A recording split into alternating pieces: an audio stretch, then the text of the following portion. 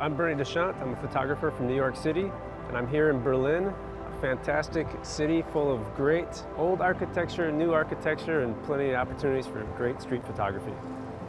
The thing I love about street photography is finding that perfect moment where everything comes together. You have the right light, you have the right subject, you have the right composition. It's all there for that brief second and then it's gone. I was passing by here on a bicycle and I saw the steps leading up to the TV tower. When people were walking up the stairs, they casted these beautiful little zigzag shadows. I looked at it from a few different angles. I got down low and tried to see what it would look like if we zoomed in all the way, cropped out the top logos of the hotel and stuff just to keep it all architecture, no signage or anything.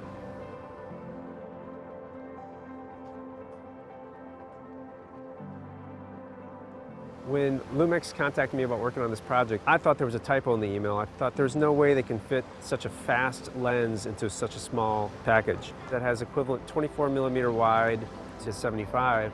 But what I really thought was amazing was it has a very fast aperture throughout. So it can shoot at 1.7 aperture at the wide end and 2.8 at the far end. So you have a great wide lens, you have a great portrait lens, you have a great low light lens.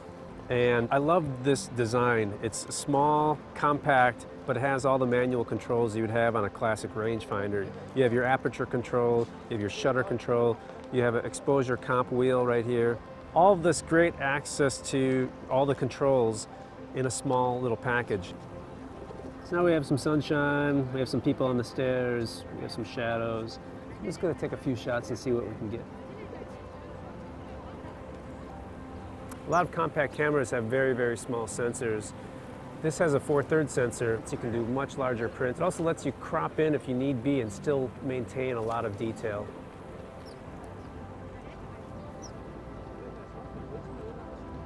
Take a look at that here.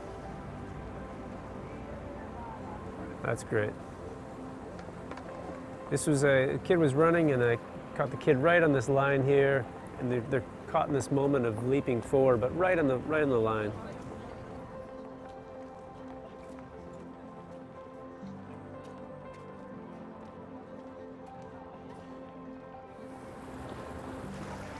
One of the things that caught my eye around here was this spot with the reflection of the water.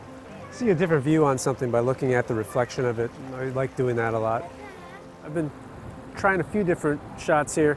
I'm going to zoom in just to crop out any extraneous information. I just want to really simplify this shot. I'm going to go back to aperture priority. I'm going to set kind of a deep aperture as well, another large, like a maybe f11, just so everything is in focus. This one I'm going to shoot in color. I don't think it would read as well in black and white. You have the different colors from the water and the fountain, the reflections, the blue sky, the roof of the church. And the sun's going to shine here right now and get nice and saturated. And I'm going to lift it up a little bit higher so we see the top of the church. Oh, here comes someone now. Let's wait a minute. And okay. That's quite nice. So I'm liking that. It's a fun play of color and shapes, abstracting the architecture of the church. You have the stripe of this kid going across too, which is interesting. His jacket ends up being another graphic element.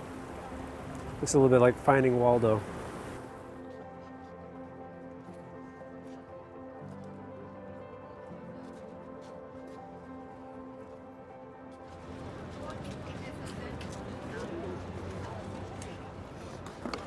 So here I'm going to try to do some shots of these guys skating.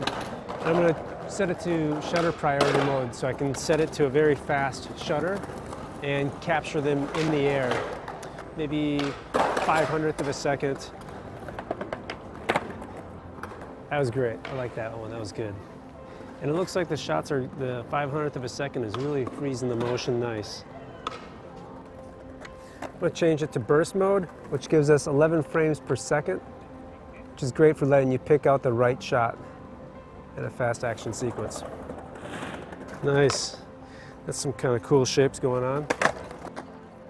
Nice.